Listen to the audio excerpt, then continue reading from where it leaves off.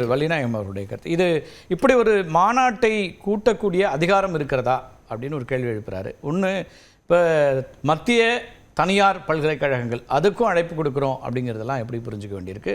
இப்போ உச்சநீதிமன்ற தீர்ப்புக்கு பிறகு ஆளுநருடைய அதிகாரங்கள் பல்கலைக்கழகங்கள் மீதான அவருடைய கட்டுப்பாடு அப்படிங்கிறது எவ்வளவு தூரம் இருக்குது, லிமிட்டட் இல்லைனா அவருக்கான வாய்ப்பு இப்போ குறைவுங்கிறப்ப இதை ஏன் கூட்டுறாருன்னு கேட்குறாங்க. அதாவது அப்ரோச்சே தப்பான அப்ரோச். சுப்ரீம் கோர்ட்டில் இப்போ என்ன சொன்னாங்கன்னா, governors power to accept in respect of bills. அதில் 3 ஆப்ஷன்ஸ் இருக்குது. 3rd options not open to you. அதனால நீ கையெழுத்து போடணும்னு சொல்லிட்டு அவங்களே அலோவ் பண்ணிட்டாங்க.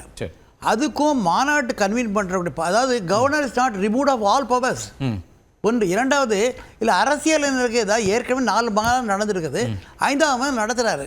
அதுக்கே நீங்கள் உள்நோக்கு போயிருக்கீங்க, என்ன உள்நோக்கு இருக்க முடியும்? இல்லை, அது யார் காரணம் சொல்கிறாரு. இப்போ 3 மாநாடுகளுக்கு முன்னாடி தீர்ப்பு இல்லை, உச்சநீதிமன்ற தீர்ப்பு இல்லை.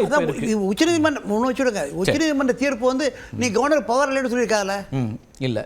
Does it say, I will read that, அந்த concern amendment என்ன சொல்கிறாங்கன்னா, the word chancellor has to be replaced by the word government. அதுலேயே ஒரு ப்ராப்ளம் என்னென்னா, கவர்மெண்ட் யூஸ் பண்ணியிருக்காங்க.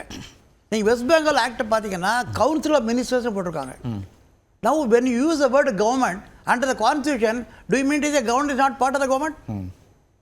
இல்லை, இங்கே வந்து what is the power given to the governor under the parliament? So your attack is that உங்களை பொறுத்த மட்டும் you do not want the governor post at all. அதனால வந்து சொல்றீங்க அப்படியே நான் let us talk the constitutional law.